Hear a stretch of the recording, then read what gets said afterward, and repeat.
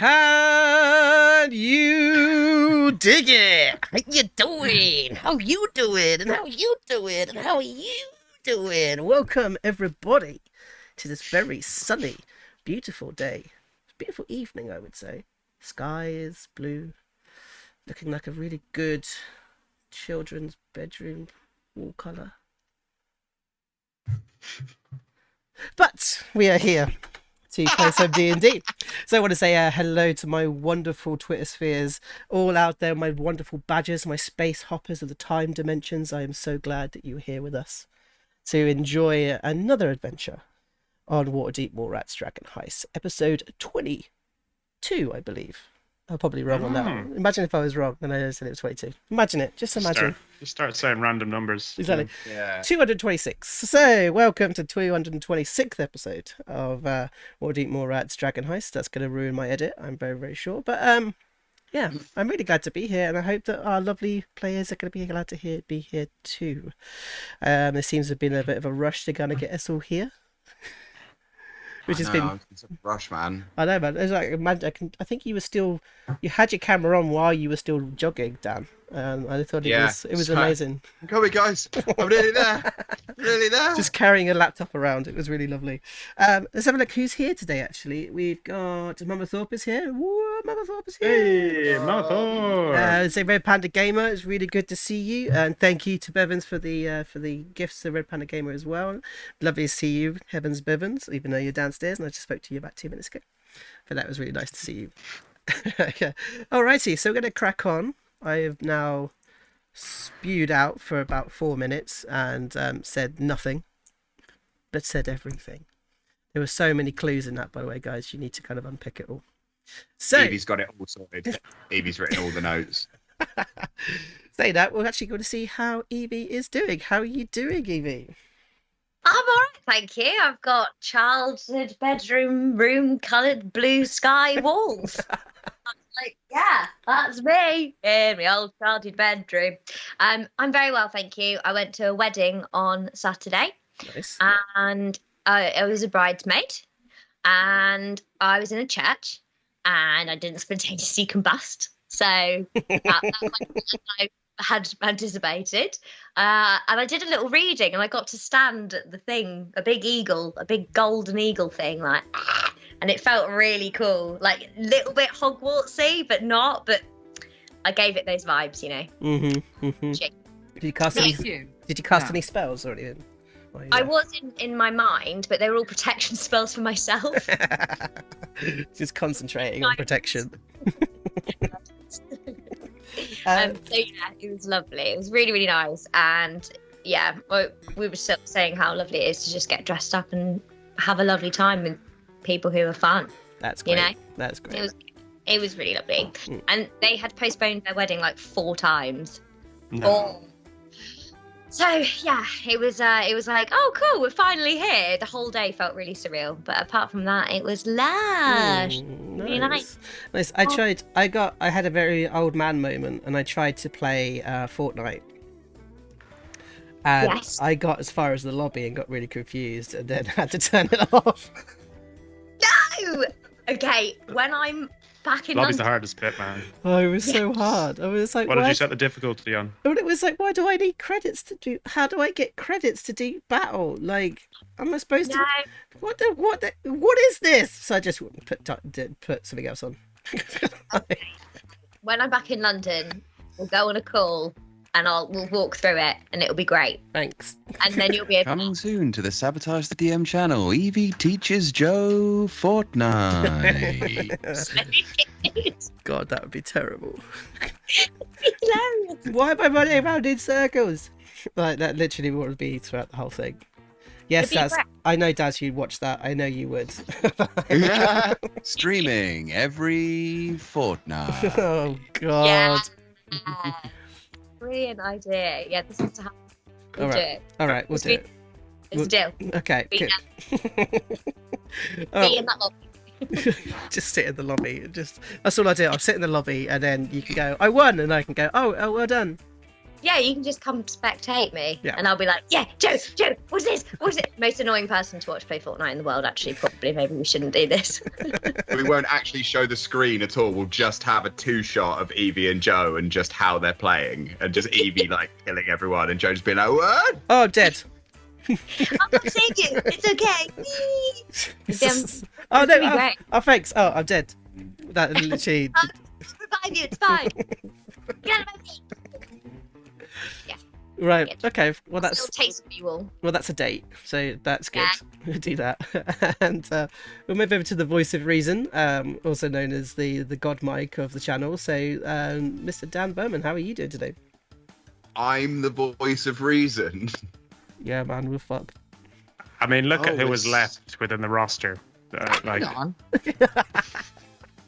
I'm not the voice of reason. Yeah, no, okay, good Yeah. point. I get it. I get it. Gabby wants I get all and out violence all the time. So, it. With reason. D&D. Yeah. I don't have much to report really, Joe. I've spent about 2 weeks working for the man, working for the money, and it's been boring and stressful, and I don't like it. And I'm so glad that I can just nerd away into my evening with all of you. Nice. Woo! Oh, well, that's nice. I'm really glad that you're here. Yeah, I'm glad to be here. Do you know, Joe? Do you remember when I came to your house the other day and I was so calm, and I was like, this is all going so well. It stopped after that. Yeah. I celebrated too early, but yeah, at least I had that one little blissful moment with you where I was like, this actually might work all right. Mm-hmm. But yeah, so I'm glad to be. I was going to say I'm glad to be away from my desk, but I'm not. I'm at the same laptop. I'm at the same desk. I'm just doing something more fun with people that I love. There we So go. I'm glad to be here. Good. I'm glad to hear it. So, so have you been? You haven't had time to do anything else. I was going to see if you've been playing anything, but you just been no. I think I've permanently had 70 plus WhatsApp messages in my WhatsApp for about the last 2 weeks. I have done nothing but tried to clear WhatsApp messages from my WhatsApp for the last 2 weeks. I haven't had a chance to play anything. I did enjoy Arcane Ward though. That was really fun. That was really good. Got to spend some time in the Feywild in a really comfortable chair. I really enjoyed that chair, man. That was lots of fun. Well, if you did miss Arcade Ward, it has just dropped on YouTube. So if you want to pop over there, give it a like, give a subscribe, and watch that lovely second part of that adventure. Because we're going to be planning the third part in about a month's time. So keep your eyes on, and keep in. No, Rob, how you doing, mate? I'm good. My eyes are on. My sentences are, and I'm feeling fine. I'm feeling good. What have I done? I did a weird wedding gig that Gabby was a part of. That went down well. Client was happy. Couple were happy. By the end of the evening, they were still together. So it's as much as you can want for hiring me to do entertainment. I went to Manchester for my uncle's birthday. That was a bit of crack. I haven't spent much time in Manchester before. And I won't again. And now I'm back in London.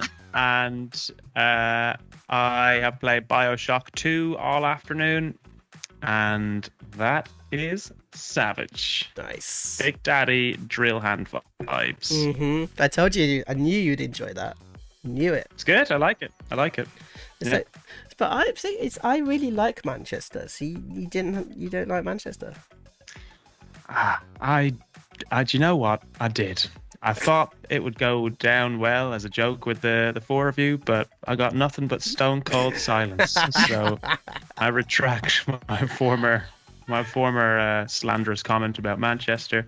And you know what? It was good.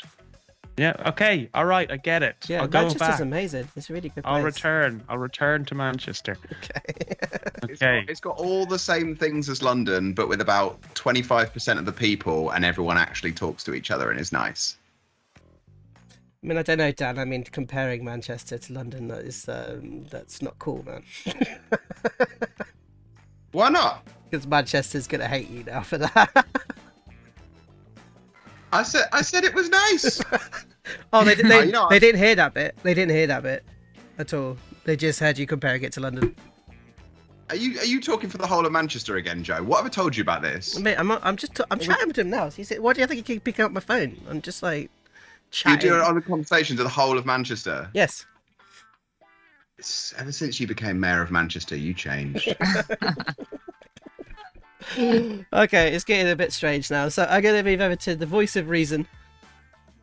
Voice of treason. Oh, shots fired. Oh, Could be Pew, pew, interesting pew. for today. How you doing, Gary? I'm good, thanks. I have been in rehearsals for Fever Pitch at the Hope from the 31st of August to the 25th of September. Come on down if you want to see more of my face. Or come anyway. I'm not on it that much. I'm in quite a lot. Anyway, gosh. So I spent the weekend learning lines and chilling, and I got myself into a little bit of trouble. So, situation is, let me set the scene. Started playing Skyrim on the Switch. Found it really quite hard. Oh God, really hard. Like, these guards keep coming after me like every turn. Like, so spoke to Rob, had a bit of a catch up. Let's talk about Skyrim. Obviously, he's a big fan of Skyrim. I was like, mate, I've got to that bit where it's like the guards of somewhere, like 5 or 6 of them every time. I've killed a few of them, like every time I flipping go anywhere. These guards are chasing me and it's really hard to kill them. Rob went, did you steal something? I went, no. Then it dawned on me, I killed a whole family. I thought that's what you're supposed to do. Also, yeah, anyway, so I killed a whole family, stole off their dead bodies. Not me, like obviously the get. And I just thought to myself, like, what would Oshi do? Genuinely, I thought, I'm going to play this as Oshi would play it. And then Rob was like, also, if you kill chickens, I killed chickens and I stole a horse. So it turns out I can't get further in the game because I did too much bad. I did too much bad, and I've literally only got out of the mines in Skyrim. She's like 5 minutes into the game, and she was like, "This is the weird part of the story. You know, the narrative where the guards keep trying to arrest you, and you could be like yes or no and kill them. So I've been killing loads of them, but I just don't know what I'm supposed to do at this point." So I didn't get past the point after I stole the horse. There was like 6 of them that kept coming. I let out a prisoner. I released a prisoner and killed 3 guards then. Oh, it's a nightmare. I think it all started with the killing of the family. Anyway, so Can you go into detail about that family killing? yeah, Because it's gruesome, but it's right. Okay, so I went to this little new village and I was like, oh, this is nice. And I saw a man coming towards me and I thought, obviously, surely he's supposed to kill everyone in computer games. My experience of computer games is Pokemon and Grand Theft Auto and Animal Crossing. You can't kill anyone. So in you Animal literally mixed those together, didn't you? You Yeah. walked into a village, I did. you killed a I did. chicken, and then you Killed a chicken, started killed a like Grand man- Theft Autoing it. Killed a man that was coming to speak to me, stole the keys off him, and then went to his house and I could get in because of the keys. Anyway, his wife was cowering in the corner. I thought I was supposed to kill her. So I killed a woman that was cowering in the corner of a room. I stole the steak off her dead body. Like it was steak because it gets you 2 extra health points. Then I went to this other bit. That's all right. And I killed 3 guards and released a prisoner, and then I killed 2 other guards, and then I stole a horse. Now I can't get out It's all right. because It's the okay. guards are all over me. It's okay. I got a solution. You're looking for a jester. Okay. That's all you're doing. Just look for a jester. Look for a jester. Yeah. Okay. Look for a jester That's behind. what you say to the guards. Behind. What's the big city? The first big city you come to, Rob? Skyrim? I don't know. Winterhold. No. Whiterun. Whiterun. Go behind. That's it. It's the Whiterun Guard. Go behind Whiterun. Find a jester. You'll find your dark story, and everything will be fine. Okay. You might not be able to get back into cities again, but you'll be able to fulfill your darkness. That's the thing, because I wasn't really listening. I was watching Real Housewives of Orange County, so I didn't really know what I was supposed to be doing. I just thought it was like a kill 'em game. All that Sounds like talking more. in the way of all that swinging, you know? I know. Gabs is a true hack and slash player, you know. So good. Love it. I would watch that. I would definitely watch that. Yeah. It got dark. No, oh, congrats, mate. Congrats for Thanks. joining the world of Skyrim. I just asked, consequences. what would Oshi do? Genuinely thought to myself, what would Oshi do? Kill this woman cowering in the corner? Probably. Oh. No, I think there's ways around it. I think you can get around it. The worst thing you could do is go to prison and, pay off your debt and, You know, Oh, okay. the game's also was it designed for you to be evil if you wanted to be. So Yeah. Okay, cool. Thanks. Rob, You made me Rob feel is better. Rob is sat there going like, no, you play it. You play it honourably. You play it honourably. Literally. So. Oh my Just don't word! get caught. There you go. That is the way to do it. Is don't get caught. We should definitely play Too Skyrim late. at some point because it is an amazing game. A big fan. Yeah, great. All right. Well, this has been good. So I'm really glad that everyone's had a great week and like murdered people and stuff, and you know, nearly murdered the phone, or you know, nearly murdered Manchester, and nearly murdered at the altar in the wedding. Like this is good. We feel as if we're warming up for today's session. I'm really excited. Murder afoot. Yes. Talking about death and murder, actually, we have something on tomorrow which will guarantee death. So do make sure you come and join us tomorrow for a bit of TPK action. I'm going to play a little video now to allow us to introduce our champions, the Masters of the Universe. I'm a big fan of this name, and see if you recognise who might be playing the evil monster in this video. We'll see you in a little while.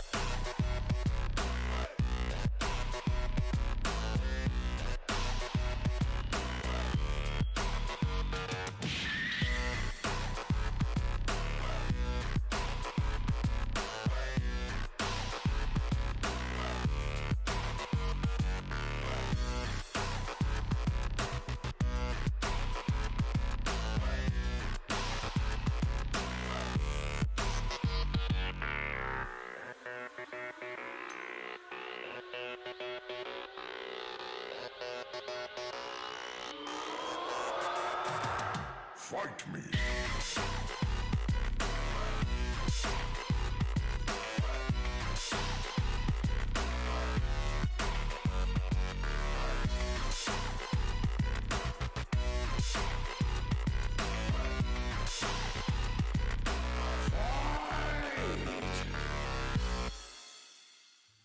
Oh my word, Mr. Dan Burman.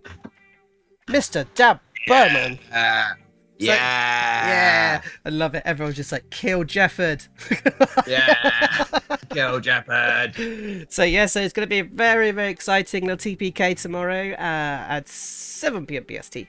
Right here on I am Sabotage. going to be the first one to kill the players. It's going to happen. I'm throwing the gauntlet down. Actually, I've got one kicking about.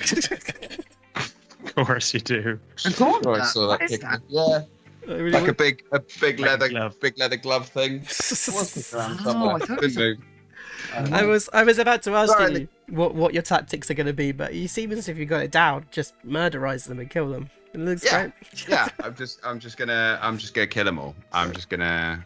I'm not gonna be nice. I'm not gonna be thinking about story. I'm not gonna be thinking about drama. I'm gonna be thinking about death Right. and a total party kill. Exactly. TPK, death guarantee to join us Happening. tomorrow, 7 p.m. BST for Yeah.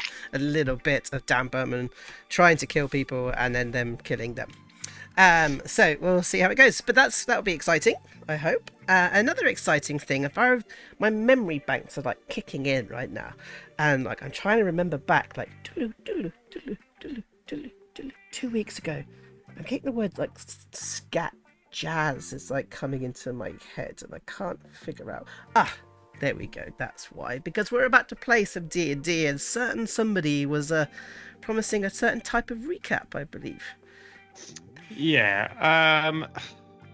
Look, listen. Someone suggested scat jazz as the theme of this week's recap. I'm not going to do scat jazz this week. Mama Thorpe very kindly sent me a replacement. She sent me a can of jazz juice. So I've poured it. poured it. It looks a lot like a familiar drink, but I'll to scat jazz, everyone. I'm just gonna do this regularly. Scat jazz. Don't- Fair enough. Fair enough. You don't want to do it. That's Okay. Well, anyway, right. Just gonna do the recap now. It was quite a battle-heavy session 2 weeks ago. The Mallrats quick marched to the location of some devil-worshipping cultists in the hope of gaining information. Phatts and Oshi were still pretty pissed off at each other, but they put their troubles aside and faced the mission at hand. Sorry. They arrived at the Gralhund Villa and decided that sneaking in would be the best approach. But upon entering, they found that the whole place was being attacked by the Xanathars, the Zentarum, and a large amount of Luskins. The Mallrats quickly realized there were far too many attackers for them to take down, so they began investigating upstairs.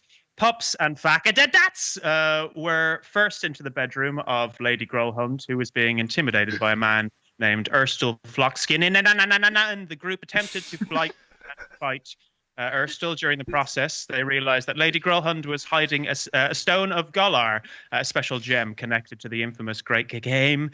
Fatigidats ended up being unconscious. A mysterious monk arrived just in time to help the group. Oshi kept a large health potion for herself, and the Mallrats narrowly escaped with lives.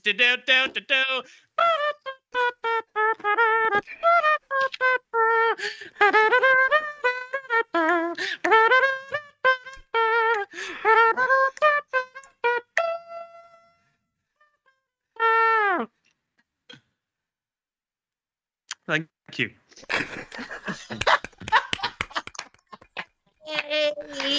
Absolutely amazing. Oh yes, bravo. Bravo. You okay? Do you need another drink? It might be worth having a little more swig. Maybe that'll clear it. Yeah, I'm worried about it now, if I'm honest. I hope it didn't come through or anything, but I felt a bit off during straight and narrow. Thank you very much, Mr. Thompson. That was reckons you should do an album. We should just clip them all into an album and sell them. Yeah, I'll watch that. Right. Sounds good. So good. So, as usual, do pop in your suggestions for next time's recap special from Mr. Rob Thompson, and we'll just see what pops up on the chat. If you are off lurking in the back of the chat, that's great. We really hope you enjoy the show, but do pop down a suggestion of music to see what comes up with Mr. Rob Thompson. It'd be lovely to see you. We have a wonderful community here, very open, very exciting, and we love to chat, so do say hi. If you are in the background as well, give us a quick follow. We're trying to get over to 550 followers at the moment, and we're on our way, so do help us out. Great. All right, well, I think we could probably start there, unless there's anyone has anything else we want to say. Oh, 90s boy band has just popped up in the chat. Oh, Yes. All right, I'm gonna need to do it on a stool then. yes, you are. Yeah. Stand up for the key change. I'm gonna have to. Can you see a hand gesture, please? Can I see a hand gesture right now?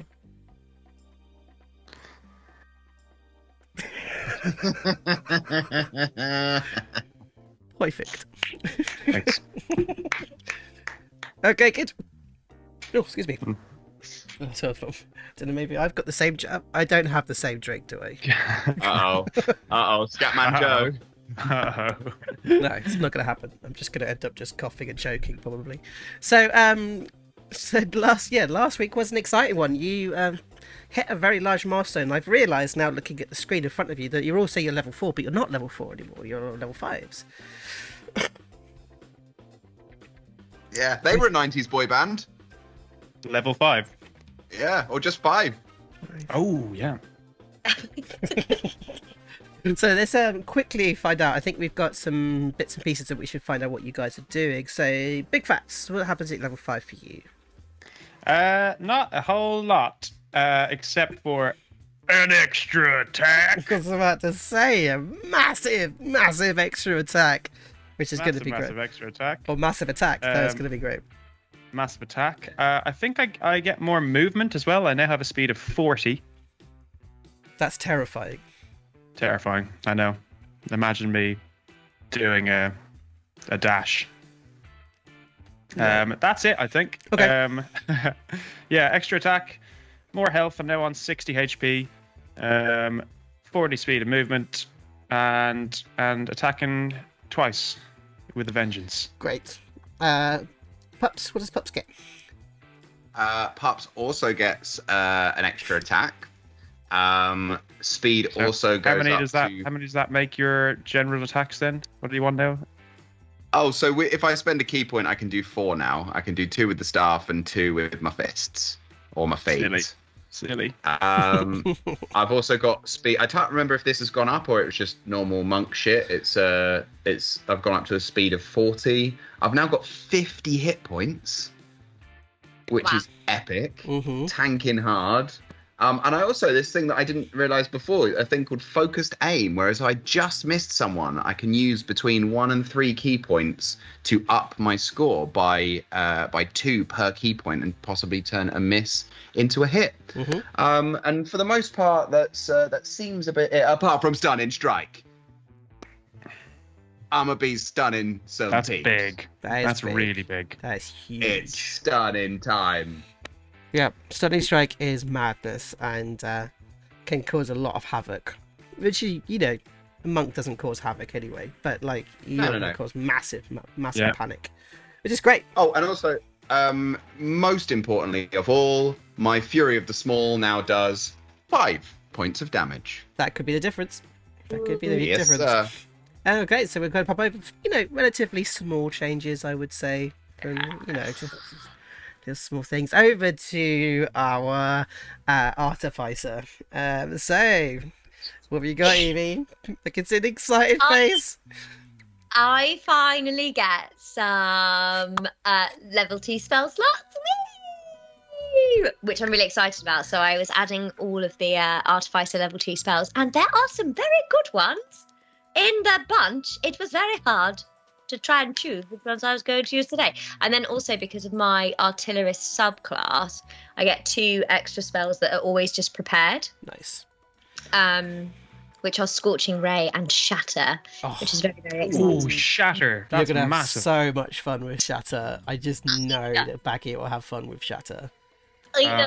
Really It's not exciting. gonna be quite like Thunderwave, hurting all your friends, all your foes, everyone inside, Yep. waking the whole city up. I actually think out of everyone, Big Phatts is the biggest in trouble for Shatter, really, isn't it?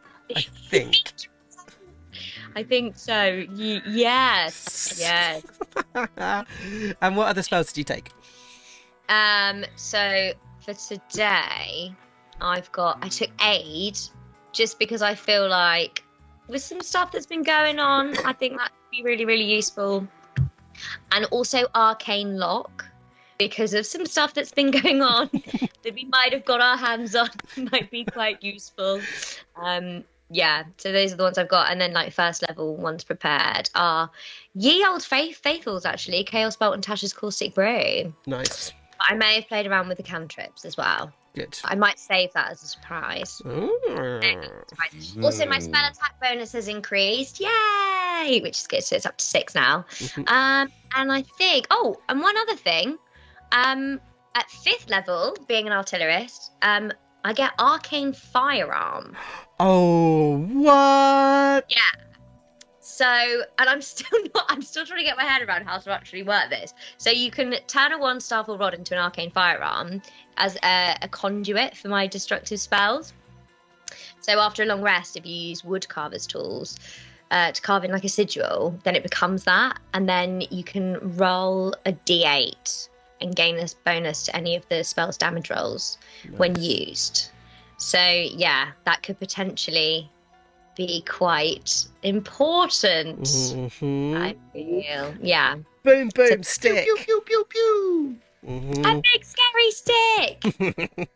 Wow, congratulations on that. That is a good point. You said about your spell her spell attack bonus and DC's going up. It's because your proficiency bonuses are all going up as well at this point. So you should have proficiency 3 shit. as well. And then Yeah. moving over to one of my favourite classes and my favourite moments for 5th level, especially for this particular class because it is perfect. So Oshi, what has Oshi got for the 5th level? So I get more health. For sneak attack, I also get a 3d6 instead of a 2. Oh.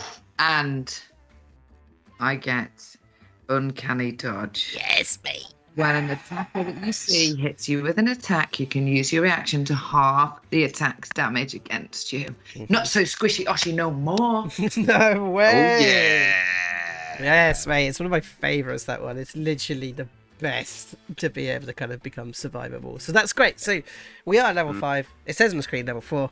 What you see is 5. It doesn't say 4, it says 5. Because here we are.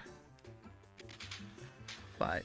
I've just realised as well, my martial arts die goes up as well. So now my punches are doing D6s instead of D4s. I think I need to start a All the competition. damage. Start a competition of damage between the barbarian and the monk. See who comes up on top. Yeah. I'll take Yeah. damage. I don't do a lot of damage in this game. I've resigned myself to that. When do you get your next ancestral guardian stuff? When's your next one of that? Is that 6? Ooh, that is possibly 6, possibly 7. Hold on, got it here. Path feature is 6. Oh shit, son, it's 6. Okay, nearly there. This is be good. Yeah.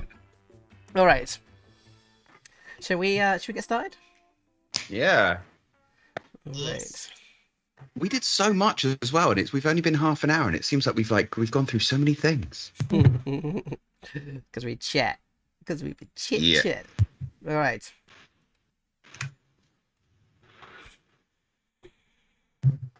We see what looks like a dining room, or at least a hall for eating in. There are hundreds of tables, trays with mush, and carrot mush, and cabbage mush, and sausages. Comes down and he sits down on the plate. You see this sweaty-looking gentleman. He moves his chainmail over his head, sits down, and we hear the rumble. He looks down at his stomach and looks down at the sausages, which is what he really wanted. He goes and he sticks the fork into the sausage. It just pierces the skin at the top. A little bit of clear juice so it comes out. He picks up the sausage, goes to put it into his mouth, and suddenly the bells start ringing as he drops the sausage, gets up and runs towards the dormitory, where he gets in there and he starts suiting himself up in the armory, marches his way outside, out into the courtyard of the City Watch, as he stands to attention, ready with all of the others, as they just see his sergeant point towards the gate as they all run out. Cut to. Honest and kind and truthful. Always tell the truth. The truth is important. Don't speak to me again if it isn't going to be the truth. We are family. You can rely on us. You must rely on us. We see big things for you in the future. The expectations that came along with the Harper's badge started as a wild fantasy in Pups' brain. The idea of heroism, belonging, a place where he felt special and could affect a real change in the world. Then came the meeting with Never Ember. That hurt more than a short sword dripping in poison. Seeing Miz renewed his faith in the Harpers, a reminder of older, simpler times where heroes wore shiny armor and rode white horses and villains skulked in the shadows. But now the villains hide in plain sight and live in grand houses full of warring factions, unable to tell friend from foe, who is honest, who is kind, who you can rely on. Pups thought he could rely on them. They promised to help. But the Harpers weren't there. They weren't honest. They didn't tell the truth. As Pups finished off the last mouthful of hot dog, he uttered the words that used to mean so much. Have faith. Be true. Do be do. as the Harper's badge fell from his hand and into the muck. Cut to. My Bonnie, she drowned in the ocean. Bonnie, she drowned in the sea. My Bonnie, she drowned in the ocean. Now the waves will be dealing with me. Why do you sing that song, Phatts? You don't like it, Shifty? It's not that. I mean, it is a bit morbid, but I've always wondered why you sing it. To remind me that death is inevitable and to never go down without a fight. Oh. I'm scared, Phatts. What if this fight is our last? Well, Shifty, first of all, you got me, Rix, you, and Lysindar.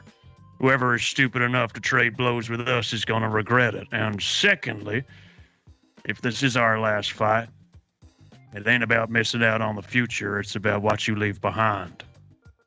I don't think I've left anything behind, Phatts. I really don't think I've accomplished much in life. Hell to that! You're a brave soldier and a good friend.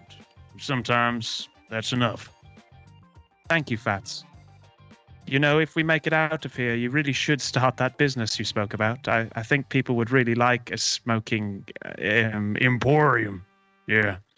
Fancy word. Makes it seem like a fancy business, you know? Thanks, though, Shifty. Hell, you're gonna be the one helping me open up. Can't do it without you. Will you remember me, Phatts? If I don't... Hey. Always. But you ain't dying tonight, Shifty. Not if I can help it. Cut to. Listening intently at the door, she heard him mention his daughter's school. Oshi noted it down in the book that she'd taken to hiding down her top. An au pair picks her up, but I should try and be home for when she gets there. His footsteps grew closer and Oshi rushed back to the chair and wrapped the ropes back round her wrists. The key turned in the lock as he shouted goodbye to his guest. The door swung open and his red glinting eyes met Oshi's. The corners of her mouth started to curl up. "Do you think this is funny?" he growled. "I just can't wait to meet your daughter." Oshi grinned as she tightened the rope around her hands, rushed over to him and landed a fist squarely in his nose, knocking him backwards. Blood stained the ropes and she gathered them back up quickly. "These will be useful when I pick up little Lisa from school tonight." She raced out of his front door, narrowly missing the desperate grabs of his hands. Cut to. You see a dark room, the windows strewn wide open, and drapes floating in and out. Multiple ashtrays are scattered on tabletops, by the bed, on the bed, all stuffed to the brim with cigarette ends. We pan around and see multiple small vials emptied, stained with bright, vibrant colours. As we see the door to the room, the back of it layered with various coats and scarves, the doorknob slowly turns. Someone is trying to get inside. Barely noticeable it's turning with its movement so slowly until it won't go any further. "Fuck," we hear whispered from the other side. The doorknob turns back to its original position and then turns again in the opposite direction, more rapidly this time, right to left, right to left. We then hear some jingling and jangling together of metals clinking, and the knob turns again. It sounds promising. We hear parts of the inner locks clinking together successfully and happily. Whoever's trying to get in here is doing an all right job. Then the knob suddenly starts turning at a steady speed, almost excitedly, before it suddenly stops again. Then we see the knob on our side of the room start to glow a deep amber orange with sparks flying out from it, the screws turning in the door as it all starts becoming loose, the knob beginning to turn more and more rapidly, as if chaotically. The only sign of life in this otherwise empty room, apart from the curtains continuing to billow, is the chaos extruding from the doorknob. Suddenly, as the sparks and twisting of the knob come to a huge, rattling, sparkling crescendo, we hear, "Bloody hell, she!" Before the knob stops turning in its tracks, the sound of a loud lock bolting itself into place echoes. The sparks stop, suddenly silent. "What?" we hear from the other side. Then someone desperately still trying to turn the knob, but it doesn't budge. It doesn't move an inch. How in the hell did... Ugh. We then hear footsteps getting quieter, moving further away from us, until once again we hear, oh, bloody hell, Oshi. Suddenly the bolt unlocks, and the door flies open. We see the back of Baggi about to go down the stairs. She turns slowly over her shoulder, looking as if she's been caught, but realizes that nobody's in the room on the inside. What the cut to? We see these troops march down up to the North Ward, swing around the corner into Troll Skull Alley. There's a moment as the troops begin to circle the manor itself. The crossbows go to the ground, pull up, hold a bolt as they aim towards the door. There's a small elf walks along, whistling away, metal lunchbox, hard hat, as he gets towards decides to turn around and maybe he won't go to work today. As we see the shoulders of a brimming captain, a captain that we've all recognised before. The sun begins to crest just slightly over the buildings themselves as he brings the whistle to his lips. As he blows, we can see the air kind of and the spittle come out as it falls down onto the ground, drops down through the cracks, down into the sewer, when we continue down through underneath the city till we come to a great and ancient door that we flow through like ghosts until we see a room filled with hundreds and thousands of dragons. Beep! Suddenly, all of your eyes sort of awake at the same time as there's a sudden crash at the door. It sounds as if someone's trying to beat their way through the front door. I think you all kind of like jerk up as suddenly they hear the door splinter and then the sound of feet running into the building itself. You can hear them start coming up the stairs. As they sort of, you can almost feel them moving around as some of them stay on the first floor and then go up through to the second floor. Pups, you suddenly hear somebody come close towards the door and they suddenly go quiet. You hear 1, 2, 3. I'm out the balcony on 1. So the door was burst open as they see your foot kind of going out and you just hear this, he's gone outside, he's running! As you kind of lean out, I'm just going to do a quick roll. As you lean out, suddenly a crossbow bolt is fired towards you. Ooh, let's go! 15, does that hit? 15 misses. As it pings past you, but you start to lose your balance on it. Can you do a dex saving throw for me, please? Yes, sir. 11. As you topple and you fall down onto the ground, but you land softly because, you know, you're monk shit. But you land on the ground and suddenly there's a knee in your back as your arms are folded round behind you. As you hear the classic click-click-clink, click-click-clink as something goes round your wrists. I think, Oshi, you just heard them burst through the door as suddenly the door begins to kind of open out towards your room. You can just see that almost in slow motion as you look up from your bed as the door begins to swing open. As you see these city guards begin to pour in. Oshi starts weeping. And do you think I could do a sleight of hand check to see if she can wrap rope around her wrist to the bed frame? Yep. Let's do a sleight of hand. Oh. 16? 16, yeah, I think that's good enough to get it around. I think they will be able to untie it in a few minutes. Yeah, but she's just crying. She's saying, thank you so much for coming. Thank you. And so everyone stops and is like, oh, we've got a hostage in here. As they kind of run over and they start cutting the rope for you. And you can just say, don't worry, we're going to get you out. As you sort of begin to be lifted from the bed and taken downstairs.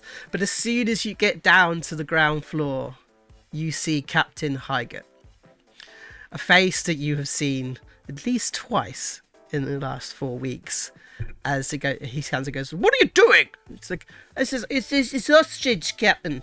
It's like, "No arrest, you bloody fool!" And it's like, oh, and she like slams you against the wall, arms behind the back, as they begin to cuff, and you hear the click-clink, click-clink. As they're coming up the stairs, Big Phatts, actually, little Rix bursts into your door. And goes, they're coming up the stairs. Who's coming? I think it's the police, or is it, we call them? The piggies. All right. Hide. Now. Okay. And he like leaps and jumps under the bed. He's so small, he could literally hide in a teacup. But he jumps under the bed and sort of hides underneath. As the door suddenly bursts open, and they're all there with like these big swords, huge shields. And like, all right, big man, just don't give us any trouble, all right? You will address me properly. Mr. Phatts. What's the meaning of this? You are under arrest. For what? And he kind of pulls out, hang on, and he kind of pulls out a notepad. And he opens it up. Breaking and entering, stealing something from a lord, 32 counts of murder, brandishing a firearm inside the city of Waterdeep.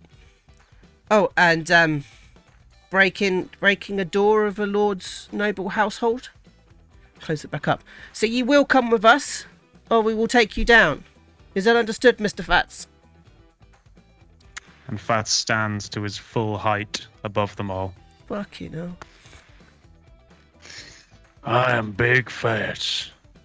I fought in the 5th Regiment at the Battle of the Valley to make sure that you little snot-nosed punks could keep living doing what you're doing. You ain't taking me fucking anywhere unless I say so, or I will fight to make sure that you get your life and your jobs get taken away. All right. Okay, mate, can we roll some initiative, please? Just Big Phatts. I'm just going to go All right. to the house.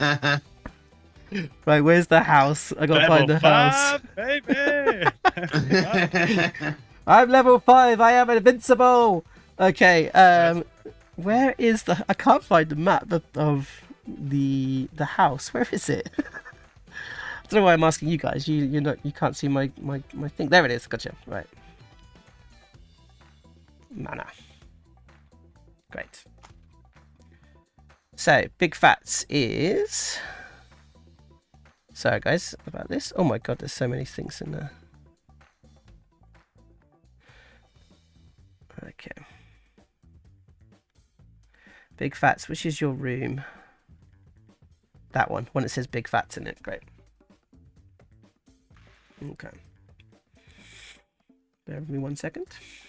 I wasn't expecting you to be too much problem. To be honest. That's weird that you thought that might go easy. No, I really thought I'll be fine. You know, he's honourable. He'll come. Right, come on. It's not working. That's all right. Take your time, man. You've just been sabotaged. I'm just gonna reload.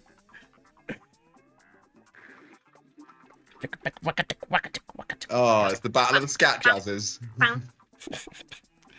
Just reloading Roll20. If in case you guys didn't understand, we use Roll20 on this channel. Roll20 do sponsor us. So here we go. Let's get veteran. Will it come up?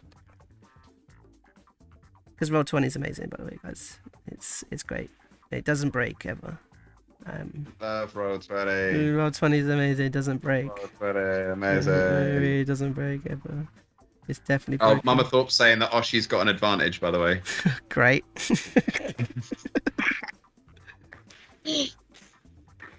Oh my word. Sorry about this, everybody at home. All right, let's do this in the mind.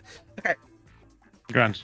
Okay, so as you see 3 veterans kind of run in into the room, all of their shields and their spears ready. I got dice here. Are you going to do a real dice? Are you going to do a real dice? If I could find one. Where are the dice? You've got dice to hand. I've got a gauntlet to hand. This is just how we roll. This is how we roll. I mean, I have to move everything up, I think, to find some. But roll 20, it's literally just stopped working. Let's just keep role playing it, right? For now, let's Okay, just cool. assume that a battle hasn't started yet. Okay. Alrighty, so, please, I'm just trying to do my job, same way that you are a soldier. But What rank are you? I'm a lieutenant. Please. Nobody wants ain't to get going hurt. I ain't going in cuffs. That's fine. I will make sure you don't go in cuffs. But you must come with us. You have to understand that you're a larger gentleman person. And we are a little concerned about your strength. So, Move out of the way. as he sort of like, it's like, what was that, sorry? Move out of the way. I am going downstairs. Okay, good. We will lead you downstairs. Better not touch me. I won't touch you, as long as you don't get upset. Fine. I've read the papers, you know. Have you? And he sort of like starts backing out. Come on. Well, then you know what I'm capable of. Yes, we have an entire document and a training schedule just to deal with you. Come on, let's go. As he sort of like, Whole training schedule just for me, huh?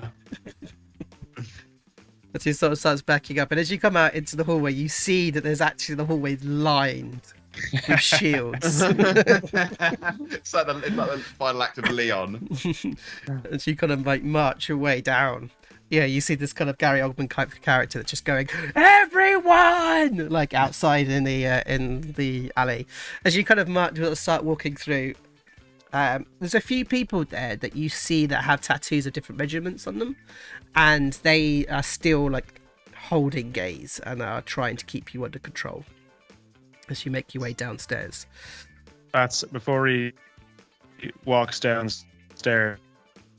He takes a new cigar out, pops it in his mouth, takes a match, And everyone just like, goes to the nearest lieutenant's armor slowly, and then just goes.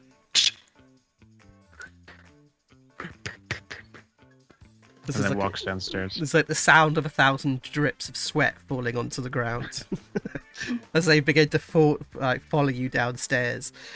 You know, like, when they like transfer like serial killers, it's a little bit like that. You've got like spears at your face. You've got like underneath them is a load of crossbowmen, which are all like halflings and goblins and everything else at the lower side of it. And then behind them, you've also got these kind of larger Goliaths that are just in armor. They don't have weapons, they just have armor on. As you kind of come down and you see Captain Stuggett, and he's like, Higett, sorry. And he's like, and then you understand the situation. Oh, Mr. Phatts.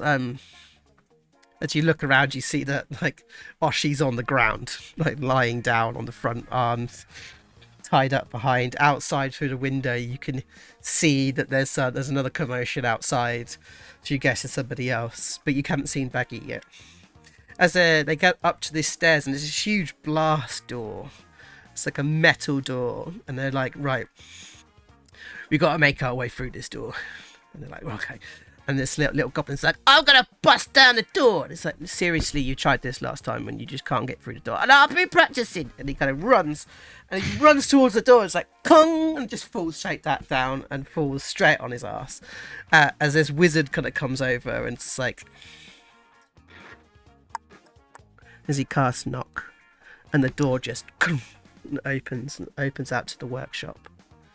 As Blastwind makes his way inside. Baggi?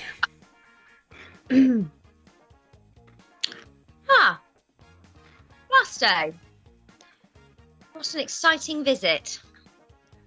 You need to come with us. What are you doing here? I'm arresting you. You're... Oh, brilliant. For what exactly, sorry?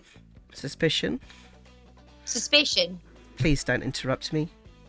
As he suddenly, there's a different blast wind than you've kind of seen before.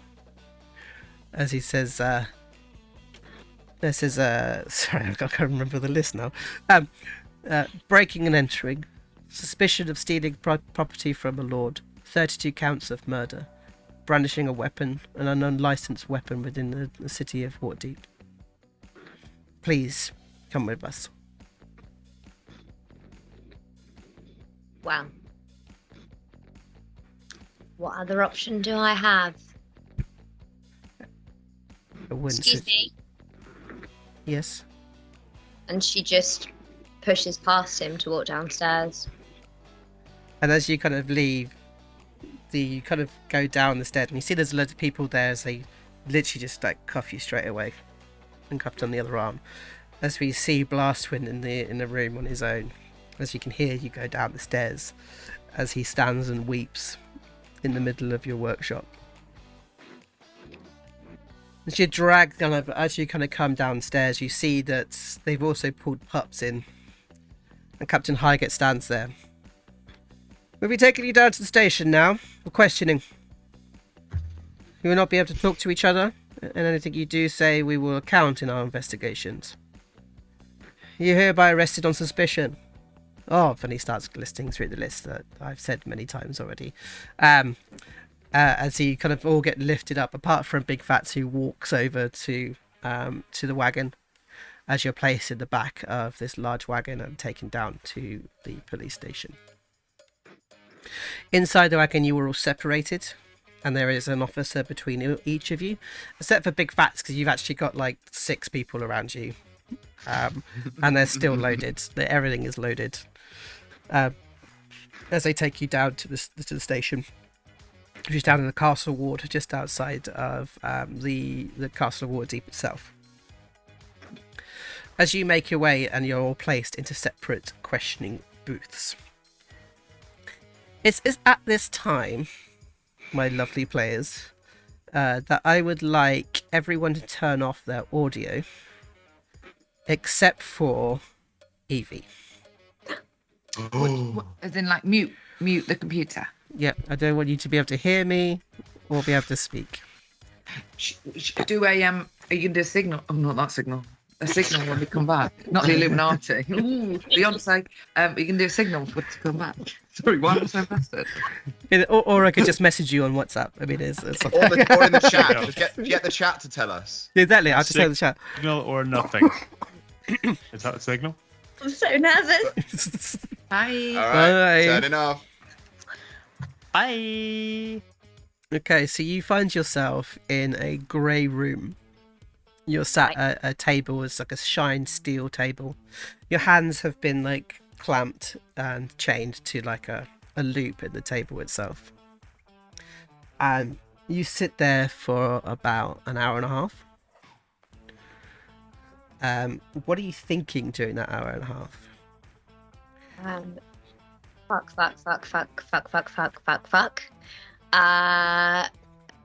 I'm trying to think about what they're all gonna be saying. I don't think we came up with like a story. So I think she's just trying to predict whether or not Oshi is going to try and screw over Big Phatts, and whether Big Phatts is going to try and screw over Oshi, and what Pups is going to say. I think mostly it's what will Pups say, what will Pups say, what will Pups say. Because I think he's kind of the one who would be on the same level as me, but we've also got to think about Oshi and Big Phatts as well then. Oh, it's so much! Okay, go on. As the door suddenly bursts open, so you see this grizzled old dwarf comes in with a big group of papers. Boom. He gets out this glass jar with it looks like a tube coming out of it, with a grill. And you're like, and suddenly the glass jar like fills with all this gas. Interview process. Investigations into the attacks on Gralhund Villa. Interviewing Baggi Phelan. Good morning, Baggi. Good morning. For the record, Oh, please, it is recording, yes. I just go by Baggi. Of course, Baggi. Thank you for that. Have you had a cup of tea? No. No, can we? And he kind of like pulls out a sending stone. I never know how to use these, you know what I mean? Okay, through tea. Is it how many sugars? None. No sugars. So, obviously you know why you're here, right? No idea. No idea, right? Where were you last night? Well, I mean, what time? Between the hours of between 9:30 and 1:30 this morning. My God. 9:30 and 1:30. I mean, mostly in my workshop. At home. Mm-hmm. And have you got anyone who can incorporate that at all? Well, I mean, yeah, the people that I live with, though. There's 4 of us in one house, so... Yeah, I'm well aware of them. They've being spoken to as we speak. Yeah, sorry, what is this actually about? You are under arrest on suspicion of breaking and entering, stealing something from a lord, 32 counts of murder, and brandishing a firearm within inside the city limits of Waterdeep. Oh. Right, okay. So you live in the North Ward, right? Well, yeah. Yeah. Do you like going for walks? I suppose so. Did you go anywhere walking last night? Definitely not. Definitely not. Not at night time. So why were you around the Gralhund Villa last night? I don't even know where. I don't even know where the Gralhund Villa is. We haven't been on that road very long. It's interesting. They've got a lot of reports of somebody matching your description as well as the 4 descriptions of your housemates on Horn Road, just outside the villa. I think you said you spent a good 15 minutes chatting outside of the walls of the villa itself. So, who supposedly... I can't give that information because it's part of an ongoing investigation. I mean... I just find it very, very interesting how the 4 of us happened to move into the North Ward, into a manor that, you know, we were lucky to have. And then suddenly it's like, oh, yeah, those 4 people, yeah, they did this. Oh, have you got many enemies in the area then? No, but it's not the friendliest of places, is it? No one's really made that much of an effort with us. And like I said, we haven't even been there that long. That's why I don't even know where Gralhund Villa is. Gralhund, yeah. I mean, yeah. I'm surprised. I mean, you don't know that name at all. Well, I mean, I've heard of him, but I've not been over for tea. No, I mean, you were found in another property owned by them about 2 weeks ago. Yeah, but that was by Captain Stagger or Higer, who just brought you in. Yeah, I thought I recognised him. Yeah, it's interesting. That... You have a what could be described as you're an inventor of some kind, right? Yeah. Yeah. I've heard we've seen inside your workshop we were searching through just after you left. You got been described as a cannon. I gave 3rd-degree burns to one of my privates. Not that type of private. Well, that is just a little toy experiment.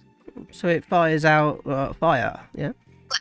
Well, it was actually initially going to be 4 little ricks. I don't know if have you taken in little ricks as well, or? I have no idea what you're talking about. No, okay, so that means... And you see him take a pen and write down little ricks. Well, little ricks is... Well, he's kind of... I don't know, he lives with us as well, and he's only little, and he wanted some fireworks for his birthday, and I thought I could make him this really cool kind of cannon-shaped firework dispenser thing. So But it's a bit dangerous, though, isn't it? I know. He wasn't meant to be manning it himself, which is why it's kept in my workshop, which is locked at times to protect him.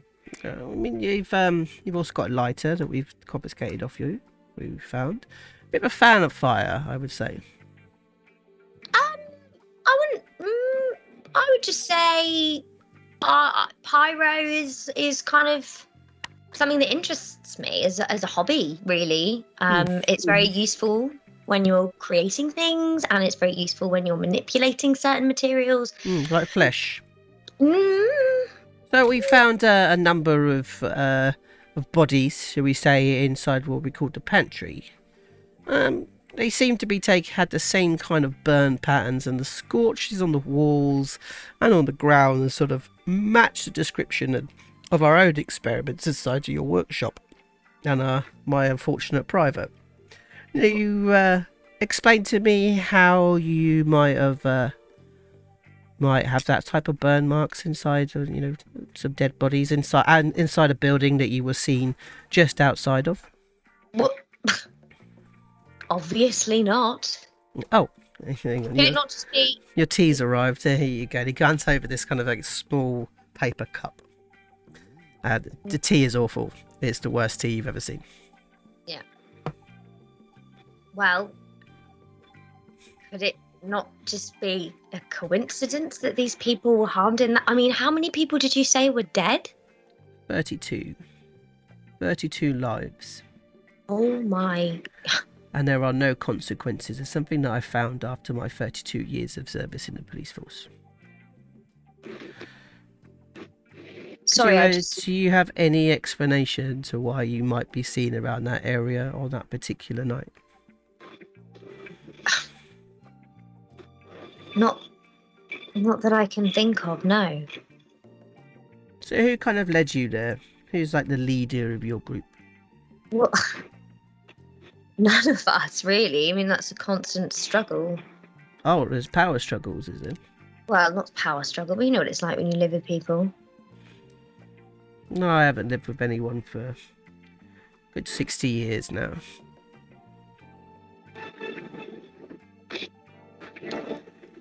I'd say I would say that I wasn't the leader of the group, but that we all do our own things most of the time. What do you know about the Great Game? Sorry, say that again. The Great Game. Anything about the Great Game? No, is it something that people play at school or? Okay, what do you know about Xanathar Guild? What? I mean, I've heard of the Xanathars, but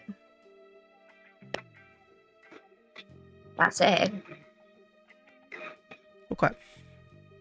What's this got to do with the 32 bodies and the? It's quite alright. Look, you enjoy your tea. I'm just gonna pop out for a little bit, alright? Fine. As he kind of gets up, as you see him kind of leave the room, leaving you with this like ticking clock. Okay. That's horrible. All right. So, do you want to turn your mic off, or do you listen? Yeah. Okay. You listen. Turn everything off. As we see Oshi sat. You see Oshi sat in this brown room. The smell of cigarettes is causing you to crave massively, as you've now been sat here for like 2 hours. Your hands are chained to a steel table.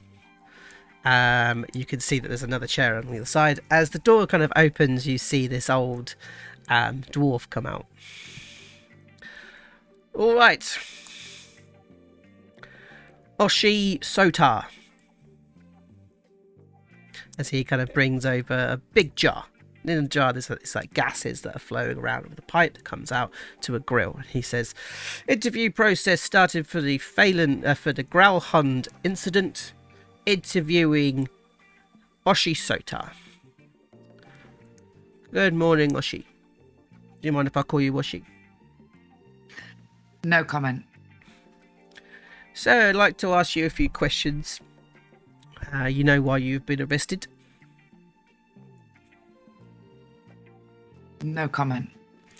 So where were you on the in the last night between 9:30 and 1 o'clock in the morning? No comment. What do you know about the Xanatharum? No comment. What do you know about Floxin? No comment. And he kind of goes down to a bag, pulls out an arrow. Can I ask you what this is, please? No comment. So this is an arrow that we've taken from your room, from your quiver. Would you say that is yours? No comment. Because it's identical to the one we found inside the body of Floxin, and he kind of pulls out a plastic, like, evidence bag with this bloodied arrow, which is identical to the other one. Puts it on the table. Can you explain to me why these two arrows are obviously from the same quiver, and why this one was inside the body of notorious criminal Floxin?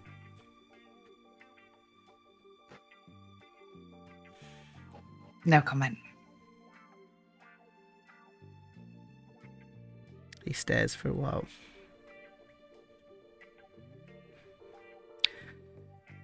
Look, we know that you're the leader of this group.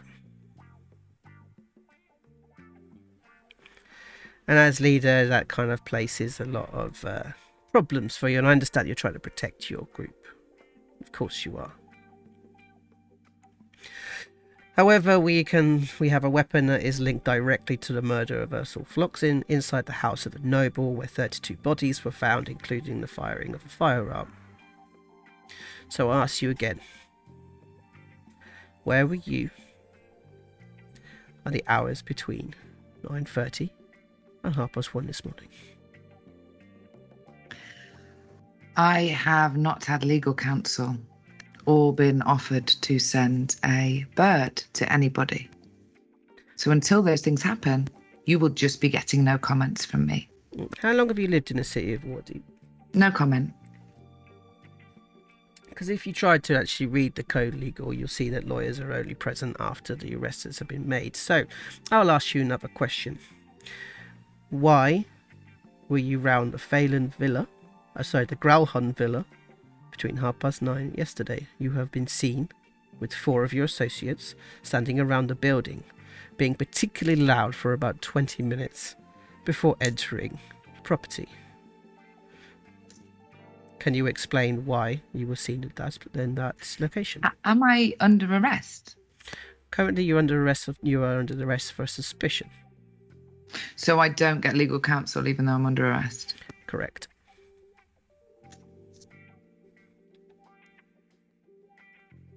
What's the dagger?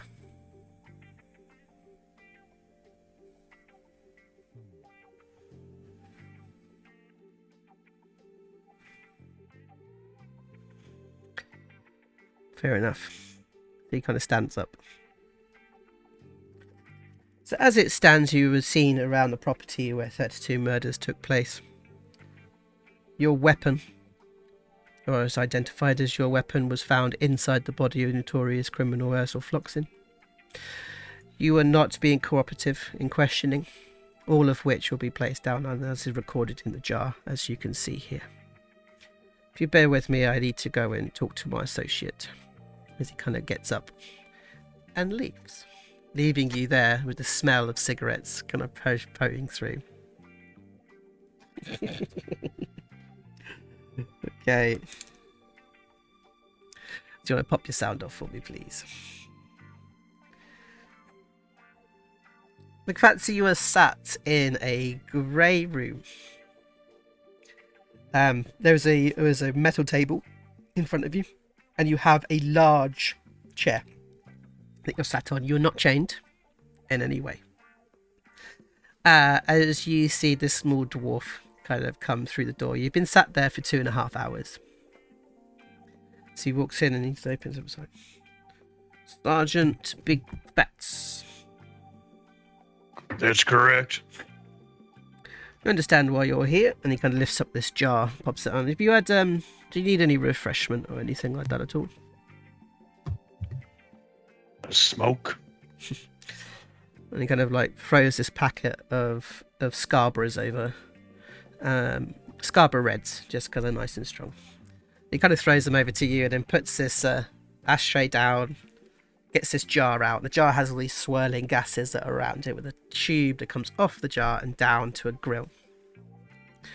And he says, oh, sorry, and he lights your cigarette for you. Sorry, we don't have any cigars. I don't have the wage packet for that.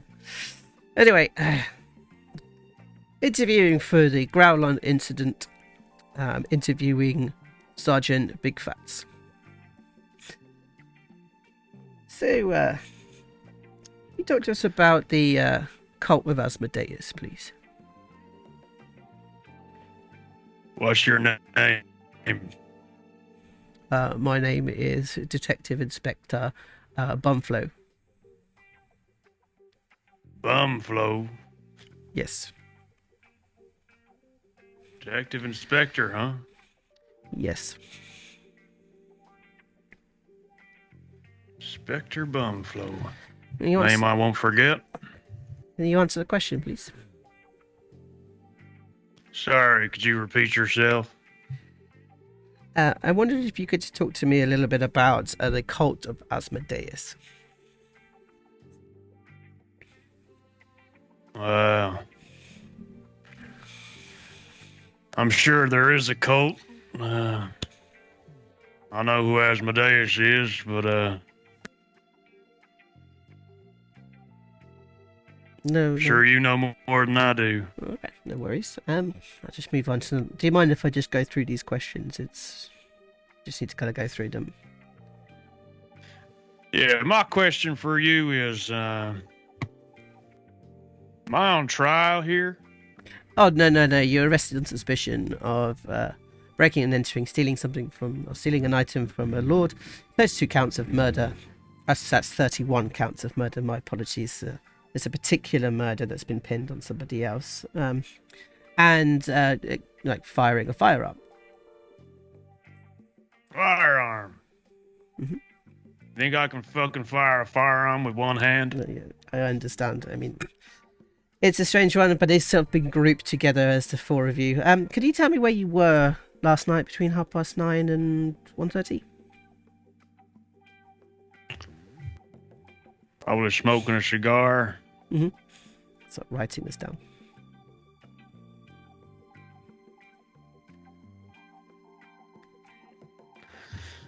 Y'all know the Gauntlet, right?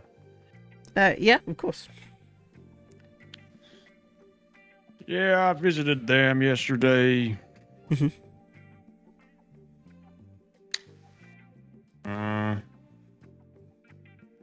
As to the evening time, I think I was at home. So the 4 of you could corroborate that. Can't speak for the 4 of us. I can only speak for myself. Of course. I mean, your leader, Oshi, she spoke about how the 4 of you were kind of together. Leader. Yeah. Yeah, that's right. It's interesting. We've She kind of runs the roost up in the manor, you know. It's just because we've had some sightings of you around the Phaland. Sorry, my apologies. I have this name on my. Might be because of Baggi. Do you know Baggi was a Phaland? I didn't know this. But around the Gralhund Villa on Horn Street, there's reports of you being there for about 20 minutes, actually being quite loud, as you were walking around the villa before entering into it looks like a side door of such. Can you explain why that might be? Not really. No. It's interesting because your leader Oshi was speaking about how you went out for hot dogs.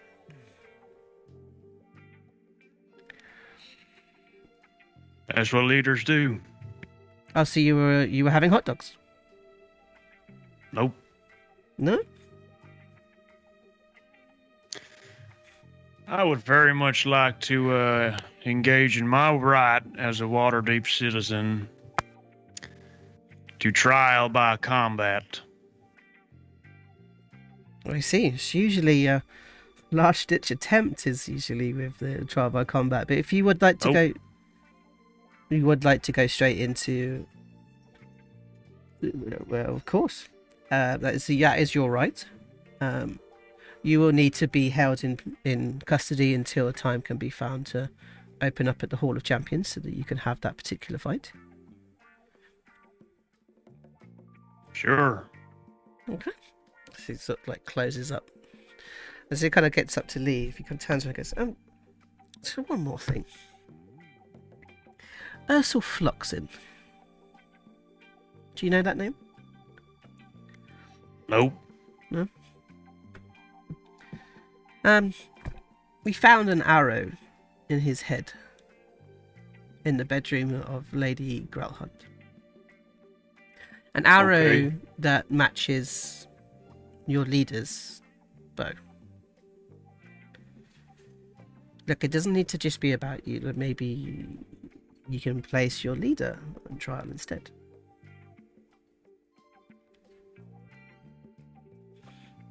If you found things that you think belong to people, then what do you need me for? I mean, what's her temperament like, Oshi?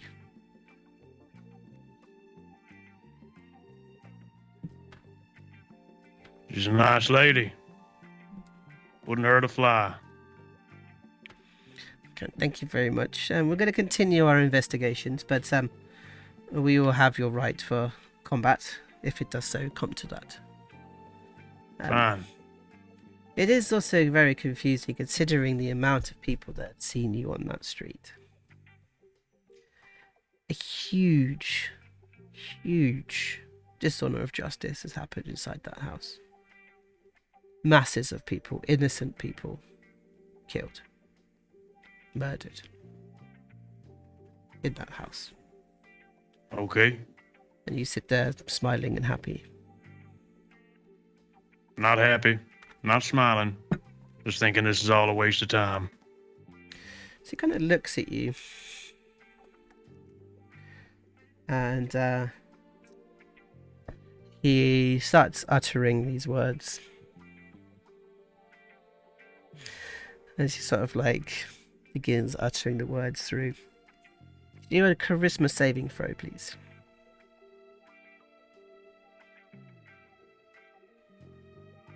I'm going to use my bomb for this. Mm-hmm.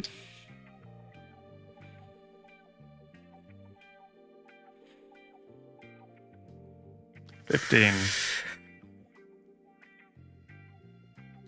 And he goes, as you feel this like magical energy come around you. Where were you yesterday between 9:30 and 1 in the morning? As you start to formulate the answer in your head, you find yourself unable to speak the lie. I'm going to leave that. That's the way it's written in the spell of Zone of Truth, is that you are unable to say the lie. So I'll give that to you as like a way of role playing.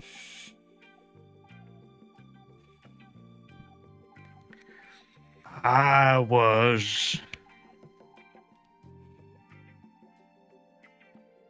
out of the house, and Phatts slams his fist on the table. I have noticed that you have cast something on me. Yes, sir. And I do not take kindly to being used. And I know that's truthful. So, did you enter the house yesterday? Did you enter the Gralhund Villa last night? I would suggest that you cease this line of questioning before you get hurt. So you're going to add on threatening an officer onto your lists? Threatening an officer's lower than what you've got me pinned for. So, tell me about Ursel Floxin. And Phatts leans forward. Fuck you. And he flips the fucking table. Let's go! And suddenly these doors sort of open to the side, and about 8 Goliaths come in and grab hold of you and hold you down to the ground. They pull your arms back and they begin chaining them up. And chain you up to the door, up to the wall. As the dwarf sort of stands there. Tell me about Oshisota. Tell me how nice she is. Detective Inspector Bumflow. Detective Inspector Bumflow. Just trying to get into my head, you know. And he places a foot on your face. That's not my real name, Sergeant Big Phatts. Is that your real face? Tell me about Oshisota. She's you auntie. Yes. She lives in our house. And she's your leader? I ain't telling you shit. It's fine. And he sort of comes over and he pulls out a small screwdriver. And he just like hands it over to this guy. This guy comes over and just starts unscrewing on your shoulder. And just When I pulls start struggling, do an athletics check or something to see if I can. Yeah, let's do an athletics check on this.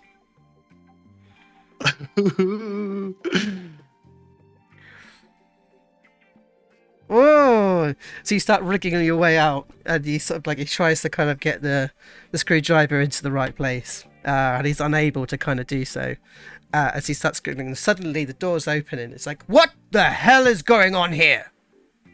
As it sort of stop, as you try to turn around, as you see the commissioner sort of stood there. Put that gentleman back in a chair. Put the table back up. And I hope you were not recording everything that was just happening. They kind of pick you up, put you back down. Now get out. He forces everybody out. As the commissioner sort of stands there, and my apologies for my officers. They will be reprimanded. I doubt it. They will be reprimanded. And he looks at you, and whether you do an insight check or not, you can see the fury in his eyes. He is fucking furious of what's just happening. Please understand this is a very important investigation. Is this how you treat all the veterans? No, it's not. And Glad I could be the first veteran then. does not matter. Right now you are arrested, therefore you are a criminal. But how you were just treated, but as a common animal that just treated you like that. But please, I need you to start answering questions. You expect me to answer your questions after what just happened? I'm out of And he just sort of stands up. precinct. He just sort of stands up and turns around and said, look, I can hold you here as long as I need. And he just walks out of the room, leaving you kind of in there sat at the table, but at least you're not being pinned on right now. And Phatts just shouts as the door's closing. Draw back combat! So good. as the sort of like the as we see Pups here. sat in this chair. His feet aren't touching the ground. It's a grey room, grey table. There's a loop and a chain to it. You are chained to the table. As someone kind of walks in, a dwarf just walks in, puts a jar down. The jar has this like swirling gas and this tube that kind of comes out, and there's a grill. Interviewing process. Gralhund investigation. Interviewing Pups.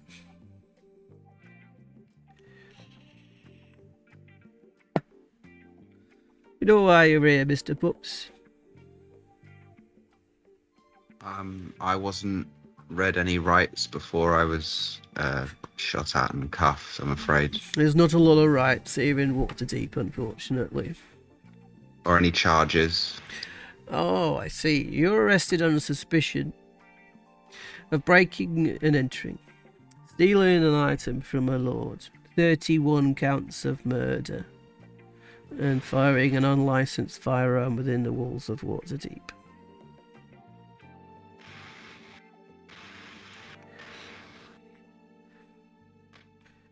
Do you know what this is about at all? I can't say I do, no. It's going to do an insight check on you. Mm-hmm. Do you want to do a deception roll? Yeah, go on. Oh, I just got rid of my sheet, sorry. It's alright. It's so nerve-wracking being the last one, man. Oh man, they have been talking so much. 20. Natural 20! Yeah, real nice. So he sort of sits there and he goes, alright. So you don't really know why you're really not there. No explanation. Okay, tell me about the Gralhund family.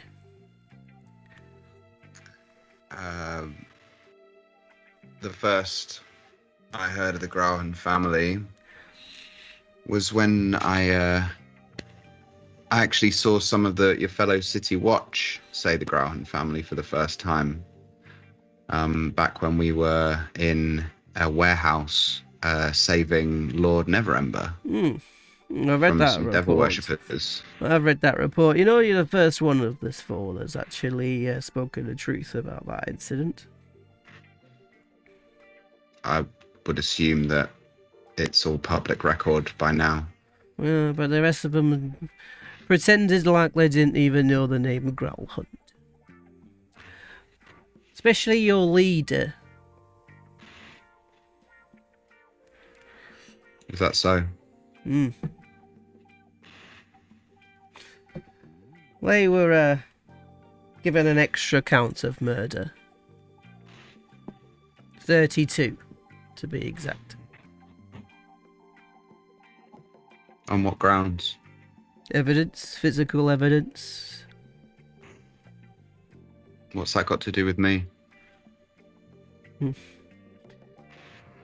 Possibly nothing. So where were you between 9:30 and 1:30 yesterday? Between 9:30 and 1:30 yesterday, I was responding to a disturbance in the neighbourhood. Well, which neighbourhood was that? Well, the neighbourhood that, was it 40 or 50 of your men stormed into, caused damage to that neighbourhood? I need you to be a little bit more specific. It was around Trollskull Manor. We're fairly new to the area. I forget the area sometimes. I'm not used to having routes. Yeah, I'm talking about last night, not this morning. 9:30 in the evening till 1 o'clock this morning. Can you ask your whereabouts, please? Yes, responding to a disturbance in my neighbourhood. I'm just checking with our records, and we don't necessarily have any disturbances in the Troll Skull area during that particular time frame. That's unfortunate, but maybe that'll become public record eventually. But that was definitely where I was. Do you know anything about the Xanathar Guild? Yes. I know they're very powerful. I know they're very influential. Mm-hmm. And I know they were at the disturbance yesterday. This disturbance at Troll Skull Alley. No, this was at a nearby villa. Oh, which villa was that? Sorry, I got a little bit lost. The Gralhund Villa. Gralhund Villa. So you were at the Gralhund Villa last night? I was, yes. Good, good. I mean, we've had a few reports of you being around there. The four of you walking around the villa being very loud for about 20 minutes, looking at the villa, and then... why would you want to enter such a villa? If we were walking round for 20 minutes, why was there no disturbance listed in the records? I told you I was responding to a disturbance. You said there was no disturbance recorded. You described it as being in the Troll Skull area. I'm talking about round by the Gralhund Villa. Now that we've got that cleared up, I'd like to ask the question of why did you think about going inside the Gralhund Villa? I heard screams. Okay, good. How many did you? What sort of screams was it? It was a female scream, coming from one of the top floors. Mm-hmm. As you saw, I'm quite agile on my feet, so I managed to shin up to the wall fairly quickly. Mm-hmm. And what did you see? I saw a Nimblewright. Same Nimblewright that attacked our villa not so long ago. I've read that report too. We're currently analysing the visual footage from that particular Nimblewright as we speak. And so you saw a Nimblewright, and what happened from there? There was a gentleman who, what's his name? I'm so sorry. It all happened so fast. There was a gentleman there, who was accosting Lady Gralhund,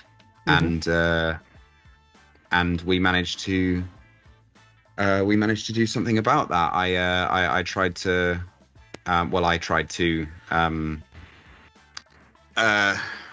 persuade him to stop what he was doing, but by that point it was too late. I see. So you didn't attack anyone inside the villa? I attacked no one inside the villa. No one inside the villa? No. I responded to the scream. I came up and we saw Lady Gralhund. Is Lady Gralhund okay? Oh yeah, she's fine. She's having a short memory problem at the moment. But it's funny because if your friend Baggi talked about the cannon and the burnt bodies that we found in the pantry. So did you attack, or did any of your party ever attack anybody?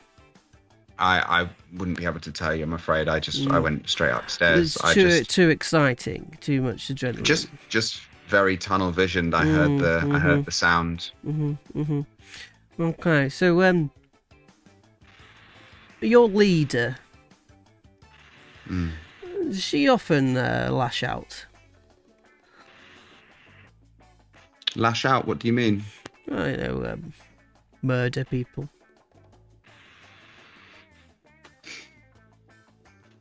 Not that I've seen. And she didn't fire anything when you were protecting Lady Gralhund. I didn't see her fire anything. No? I didn't see her, no. Okay, you've been really helpful up till now. I'm going to ask you again. Did she fire anything when you were up helping Lady Gralhund? I can tell you with 100% certainty Mm-hmm. that I don't often see her do much of anything. I see. I see. Well, we're going to have to charge her with murder anyway. We got physical evidence that kind of attaches her to the scene and a particular weapon against Ursula Floxin, the notorious criminal. Ursula Floxin, yes, that's the one. Notorious criminal, that's correct. It was on a wanted criminal, if I remember if I read that in the paper. Yeah, that's correct, yes. I've also seen reports of one of the...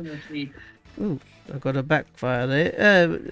My hearing's a bit funny. Sometimes my hearing aid backs and loops around and I can hear myself. Sorry about that. It's been a long night for you. It was one of the survivors inside the villa. Spoke of a monk. Are you part of a monastery at all, Mr. Pups? I am, yes. Is it the Warriors of Dawn? That is correct, yes. Are you the monk they spoke about? I wish I was. Why? What did they look like? They were very old. Very old. They moved very fast. Very fast. Yes. I'm sorry. There was a moment there where I think things fed back for both of us. I was mentioning Mr. Floxkin as a notorious and wanted criminal. Obviously, I don't know what happened to them, but surely if justice was served, that has to count for something. It was more that the Lord is concerned about murder in their own villa, as you'd understand. Also, we don't execute people off a thought unless they ask for combat, which is usually a sign of guilt, as your good friends Mr. Sergeant Big Phatts has asked for. Guilt for Floxin. Well, he just asked for trial by combat, which we thought was very strange, considering it's a suspicion, not an absolute arrest quite yet. Well, you don't become a decorated war hero without having to think outside the box on occasion, I'm sure. Very true, very true. Look, you've been very helpful, actually. My biggest concern is that the rest of your friends don't seem to be telling the truth. Whereas you have, and I appreciate it. Very much so. You know, you've got to keep the faith and stay true.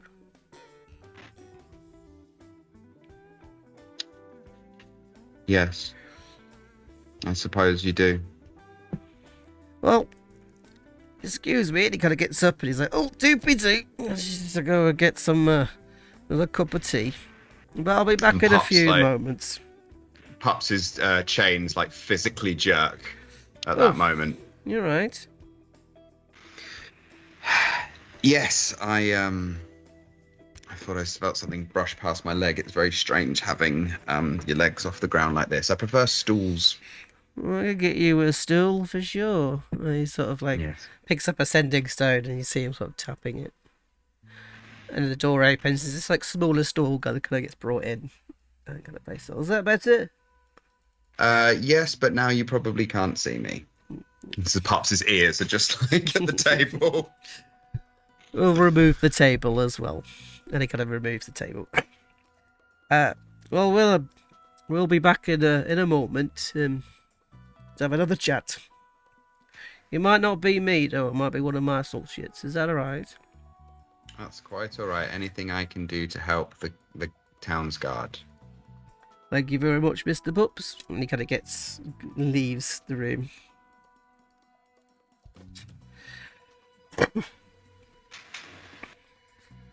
So, you're all kind of left in this room, in your separate rooms, smelling of cigarettes, feeling the bruises, considering what others might say, and who might point the finger at others, or just simply thinking about the truth. As we're going to pop to a little break now. And then we'll return. You'll all be able to kind of hear as we continue the questions to be answered. Okay?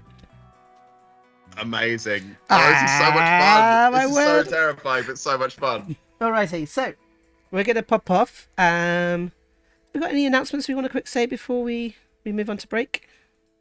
Just if you are lurking in the background, you're new to us and you are enjoying CSI Waterdeep, please consider giving us a little follow. If you've enjoyed us for a little while, maybe consider giving us a sub. We're very, very nearly at our follow goal, and yeah, we've got lots and lots and lots of announcements and content coming up. So come and join us. Come and join the community. Lovely. All right, and so we will see you guys in a little while. Get yourself a beer, get yourself a gin, get yourself a cup of tea, and we'll see you in a little while. Alrighty. Goodbye.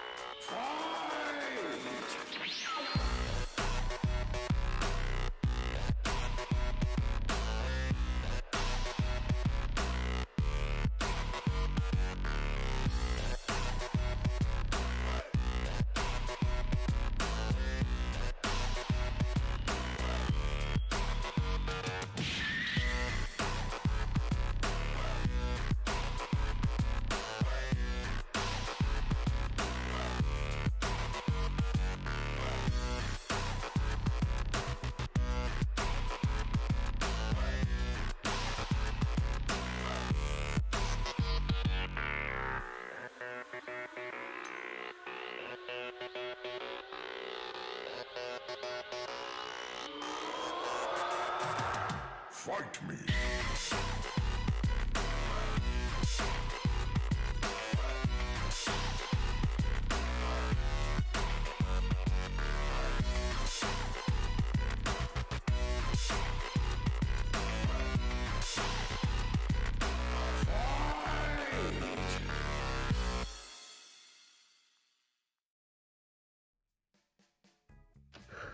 Ooh. Welcome back, everybody. I just seen. Hope you enjoyed the last video of advert for tomorrow's TPK. The Beholder with our wonderful Dan Burman taking on the Masters of the Universe to try and score at least one for the monsters, as it is 3-0 for the players so far. So join us tomorrow at 7 p.m. Here on Sabotage the DM. Okay, cool. So, if you're just joining us, we are currently in a police investigation. Hence the police investigation music. This is not police investigation music, but it's close enough as what we got on our playlist. So, each of the characters have been questioned separately by different inspectors. Now we're going to allow the players to hear the rest of the questioning. All different inspectors. As we go through into as we go through to the next round of questioning. Oh no! Oh, it's the picture round. It's the picture round. I'm going to play 2 notes of the song, and you're going to try and guess what it is. Okay, so I think we've had Big Phatts. You are sat in a grey room with a grey table. You are not chained to it, and you have a cigar. in front of you, given to you by the commissioner. As a dwarf comes in. Same one? Different dwarf. As it comes in, and it's like, pots down a jar. The gas is swirling in the jar, and the pipe comes up and down to a grill. Continuing the investigation, the Gralhund incident. Interviewing Sergeant Big Phatts. So, What's your name? my name is Detective Inspector Stonefell. Can I do an insight check? Yeah, sure. Learning my lessons from last time. 12. Yeah, telling the truth. Stone fell. Stonefell. So, you're an ex-soldier. That's correct. Oh, sorry. Do you need a cup of tea or anything? No. So, honour. You sort of live by Sergeant will do fine. Sergeant. You live by honour, right? I live by a few things. Let's say you heard somebody was in distress, screaming. Right? What would you do? Depends who it is. Let's say it's a lady, lord and lady. What would you do?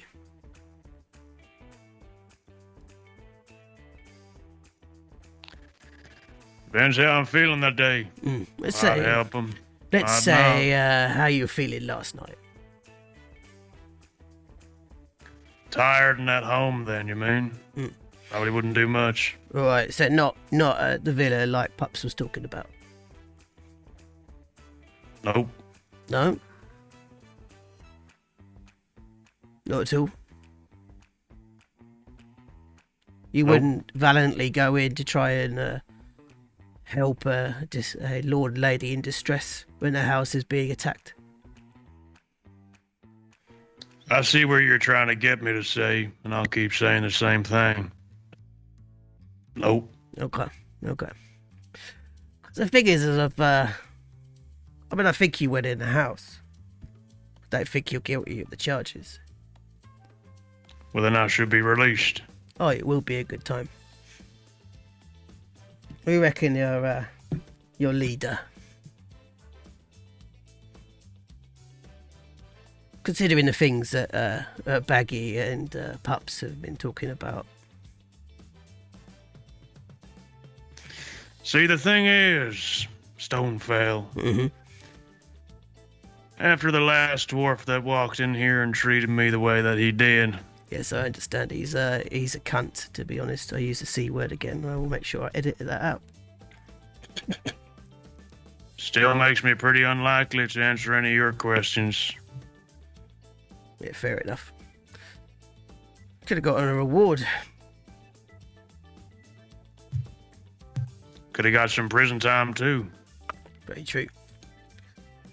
So, we'll probably be releasing you very shortly. It does sort of go a little bit against your character, I think. Not helping the lord and lady. And what exactly is my character? Well, considering you spoke about the gauntlet with my, I'm going to call him my ex-associate. Yep.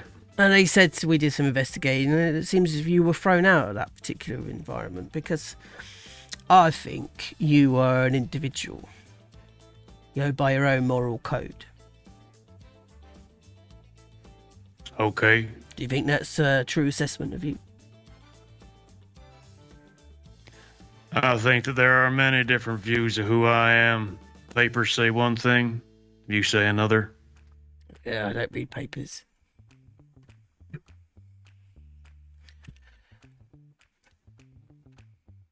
So, considering what Pups is talking about, with you entering the house, along with the rest of your house, Nor to help a screaming lord and lady in distress. No? I don't recall. All right, well, maybe we'll go with what Baggi said. Saying that... You do your job, saying, I'll do mine. Saying that your leader, Oshi, kind of led you in for a murder spree. Baggi said that, did she? Not in those words. She used a lot of technical language about... essentially about some sort of contraption she made, like a cannon that fires with fire. But she was asked to make it for, what was it? He opens his flip book. A Little Rix.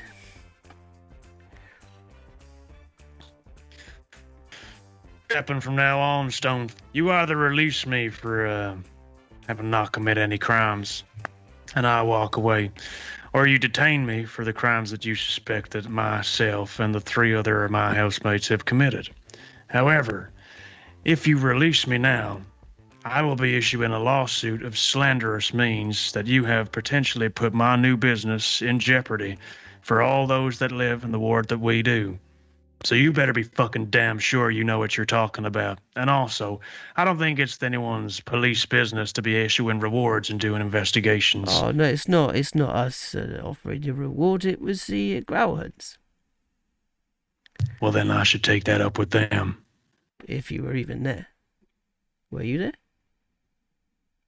No, I was not. It's a real interesting thing about your house. Or your household. One that we think is telling the truth. And they, well, I would trust them. I do trust them. Even though their little feet don't touch the ground on normal chairs.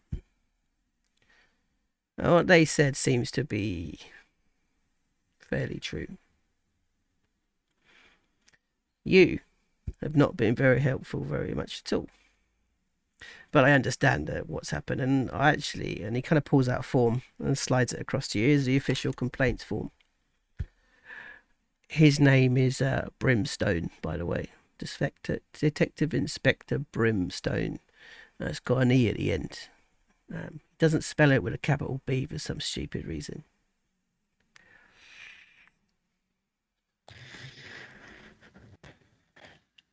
Okay. Somebody will be around to release you in I don't know, 5 hours or so. And he kind of gets up and sort of stands up.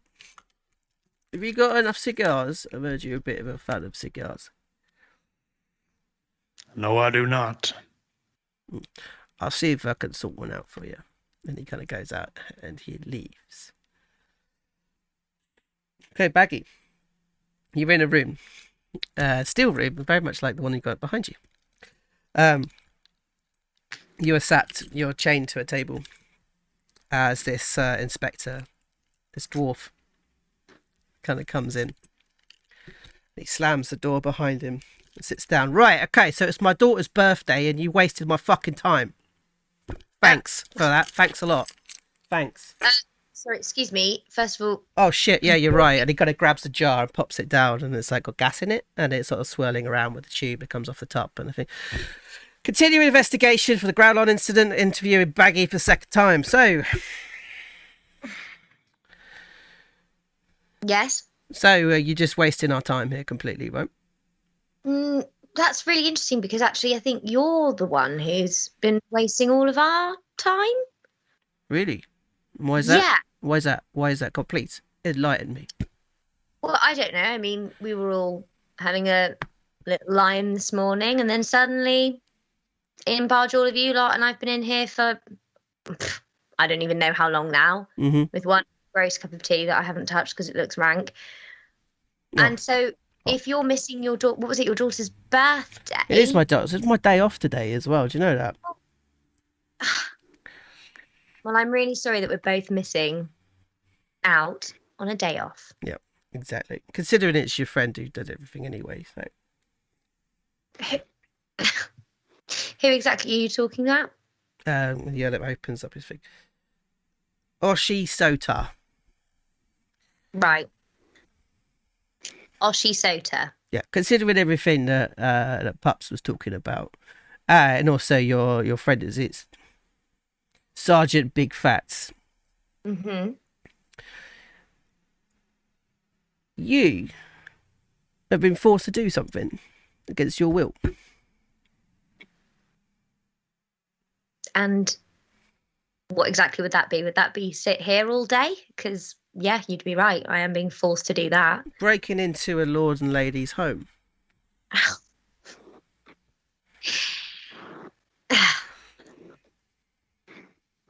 I was not there. No? I don't even know where they live. No? No. No? And I don't know why any of them would be saying the same. Do you like hot dogs? Hot dogs? Yeah, hot dogs. No, street food hot dogs. They're all right. Why? You didn't go to a hot dog stand last night at all? No. No. No. No. Here you are wasting my fucking time again. I've got somebody actually got a written report that says the four of you went and had hot dogs about 1 o'clock last night. So, did you have a hot dog last night? Just answer the question. That's what you need to do. Just answer the question. Not that I can remember. No. Oh, I see. Okay, good. Okay, so there's another thing that Oshi was talking about.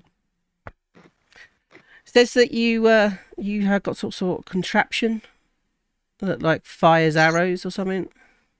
Arrows? Yeah. She said that you fired this arrow. We've got this arrow. You see, it was stuck in Ursel Floxin, and she said that you fired out your contraption and hit them. I honestly don't know what you're talking about. It's nothing to do with me. It's nothing to do with Oshi. It's nothing to do with Phatts. It's nothing to do with Pups. I mean, as far as I know, I was in all night. In all night, were you? Upstairs. I mean, I don't know what the rest of them were up to. Maybe they all went out for hot dogs, but I didn't go. Why are you lying to me? I'm not lying to you. He kind of stares at you. Do you want to do a deception check, please? Yes. I love it when you say that. Okay. No! It's a 7. Oh! He looks over at you and he's like, you were part of the Magic Proctoriate, weren't you? Yeah, I was. There to protect people. Exactly. Protect those that are in need. Exactly. But then I had to leave because I had to be with friends during a really difficult time. Mm-hmm. Do you still believe in those values, those morals, those ethics? What, the morals of protecting people, Mm-hmm. the idea of only using magic and the arcane as a source of good, Mm-hmm. and not a source of evil and corruption. Yeah, I'd say that I'm actually pretty passionate about that, to be completely honest. Mm. Whether or not I actually finish the training, I still stand by it. Mm-hmm. You see, that lines more with what your friend Pups was talking about, more than what your friend Oshi was talking about. Sorry, your leader Oshi was talking about. She said that she was your leader. Is that right? Well, she likes to think she's the leader, but Right, okay. Well, so your friend Pups was talking about how they heard a scream. Mm-hmm. And he needed to go into the villa to help out the lords and ladies because they heard a scream inside, so they went inside. Inside, they saw that there was a kerfuffle upstairs in the I think you called it the lord and lady's bedroom, and there was a gentleman holding on to her, or like she was in distress. right. Would you go in? Would you be going in with Pups, or was it just Pups on his own that went in? Oh, with Oshi as well, of course. Sorry, is this a hypothetical question? No, I'm Because- asking you if this is exactly what happened last night, because this is what seems to be coming through from what I'm talking to your other friends about. Well, that's really interesting because I was in. Mm. And everyone else was in. I don't know anything. I don't know why they would have been there if Mhm. they were there. As far as I know, I was upstairs. Everyone else was in. Yeah, maybe they went for a walk at some point or something, but that's about it. I don't know anything. So the others may have gone out, Well, but you We weren't. all- You weren't there. House. You were upstairs. You weren't with them. I'm pretty sure we were all in last night Pretty sure or certain? because we were all in this morning That doesn't say anything. I could literally go out and get like a drink and come back, and I'm there in the morning. Doesn't mean that I was at home the whole time. So were you all home? As far as I know, yeah. So you didn't go into the villa, heard screams, you'd go in and help someone? No, like I said, I don't even know where this villa is. No? No. Never heard of the name Gralhund? Well, I've heard of them, yeah, but Where did you hear the name? I mean, they're a lord and lady that, you know, their name travels. It's funny that because your good friend Pups was the only one who actually kind of spoke about the truth here, because he said that you were all found inside a warehouse by the guard here, and we had that report, so that's truth. So you lied about that. So let's continue. Were you all at home last night? Yes. As As far as I know, yes. He's going to look at you again. No. It's terrible rolls. This guy's got terrible rolls. No. Come on. Do I have any bombs? Don't know if I have any bombs. I think you do have a bomb. Yeah, you got a bomb. Okay, if Actually, I have a bomb, I think use he it. got rid of his bomb. Oh, No! Hang on, let me get rid of your bomb.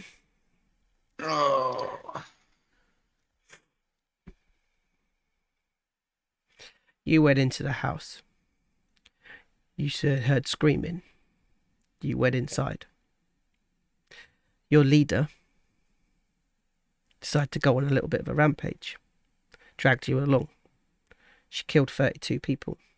You went upstairs into the bedroom where you saw Lady Gralhund in distress, being held by an Ursel Floxen. Do you know that name?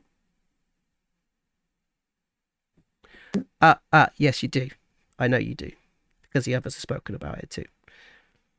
So, and there, Oshi did her last murder and killed him.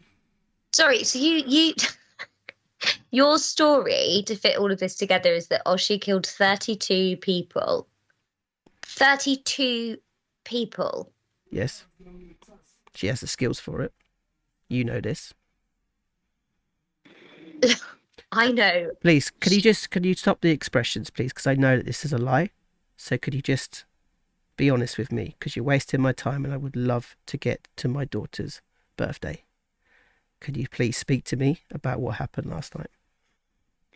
I've already told you. I don't know. You don't know what happened last night. No, but what I do know is that you're desperate to go to your daughter's birthday, and that makes me think that you're putting together.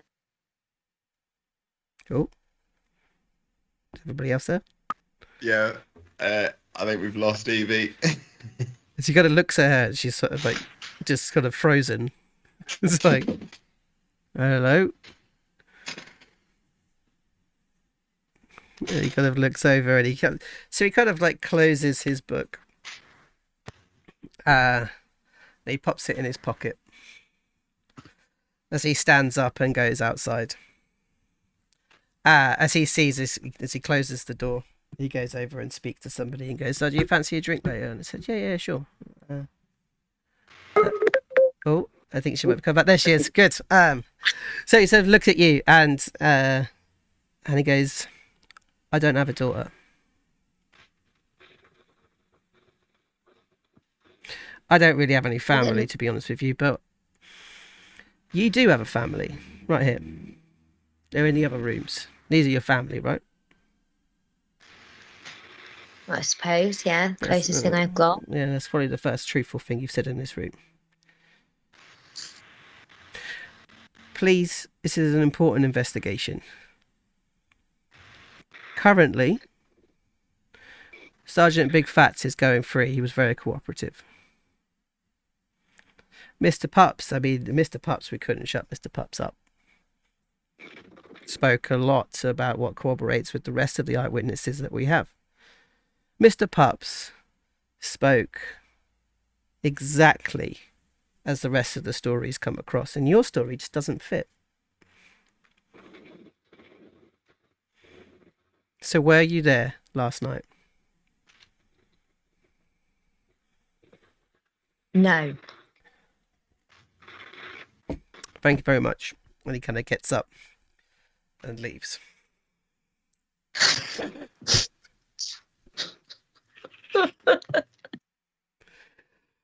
Pups. You're sat in a grey room. Small table, tiny stool. And this guy kind of comes in, and this dwarf comes in. Different dwarf to what you've seen before.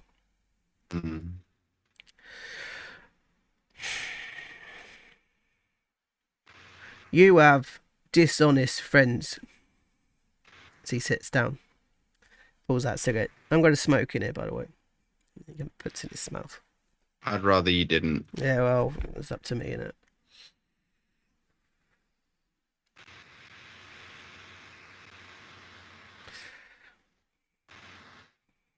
Why are you lying to us?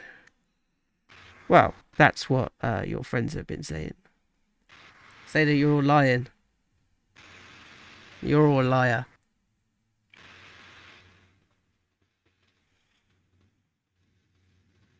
Is that a question? No, I'm just sort of mulling it over, you know. Okay.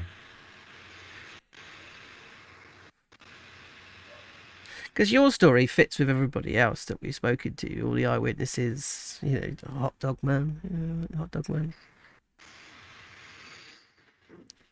Said he gave you a good hot dog. Was that right? Was it a nice one? I did have a good hot dog, Yeah, it was a good hot dog. See, that fits with everything else we said. You mean you went round the villa? You heard I did. There was a disturbance. You went upstairs because it was screaming. I did. And you went in because it was an honourable thing to do. I did. And you went upstairs, but you didn't kill anyone. Correct. No. But your friend Oshi did. Is that a question? No, I'm not asking you. Actually, it is a question. Your friend Oshi did, right? Can you remind me of the charges on Oshi? Well, now it's breaking and entering, which I suppose we might be able to remove, considering your statement and how cooperative you've been, because it was an emergency, right? Stealing an item from a lord. 32 counts of murder and firing a firearm. No, I don't know about the firing the firearm, considering that we found the arrow. Oshi's arrow in a sort of flock skin. 32. 32, yeah, 32. Now, I was in that villa for maybe about 2 minutes. What force on this planet could kill 32 people in 2 minutes? Well, I can think of plenty, actually. Like a fireball bead? Funny you talk about fire, actually, because fire is an interesting one when it comes to, like, what is the word? We found that cannon in your friend's room and the charred body. So we think that Baggi is the least good for, what, 3 or 4 of them? So if we take that down, that takes down to, what is it, like, let's say 28, right? And then there was this monk character. Now, a lot of my friends here, they don't think it's you. And I would agree. I mean, you didn't kill anybody. Is that a question? I'm asking you. You didn't kill anybody. Like, I got an upward inflection. I mean, that's when someone's asking a question in an interrogation room where you ask questions. You didn't kill anybody, right? I'm really sorry. I just got really confused by how fluid your numbers were. Then suddenly, you said it was 31 counts of murder, and now you're attributing 8 of them to Baggi. It just seems all a little bit strange and lackluster to me. Lackluster? Yeah. You've been really helpful up until now. I'm just trying to understand. It's really I got woken up early this morning when my door got kicked in. I'm just trying to get things straight in my head, you know. All right, let me run through the numbers again. You were down to 31. That's because your friend Oshi's definitely was on the 32nd. However, now we believe, considering talking to everybody else, that they are available for the old 32. But your good friend Baggi there with a fire cannon. For a little Rix, I think she said she built it for. We know that there's at least four people that have been burnt. So let's take that number down. So 32 becomes 28. Now we talk about this monk. Okay. It's not you, is it? This monk. I've already answered that question of your Yeah. colleague. Yeah, and you said that it was this other monk. Correct. Yeah, did he have one arm as well? He was so fast. I didn't So get to fast. see. Yeah. So we've now got 28. Mm-hmm. 28 pins on Oshi. Your good friend, the Sergeant Big Phatts. He's a big fella, isn't he? Is that a question? And you can see him begin to become more and more annoyed. I'd ask you to answer the questions as I ask them to you. You understand when a question is being asked, so I will be a little bit clearer in the future. Mr. Big Phatts is a big fella, isn't he? Yes. Yes, he is a angry fella, isn't he?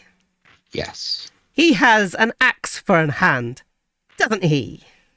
Yes. And your leader is Oshi, correct? No. No. No. That's interesting, as the other three said that they were.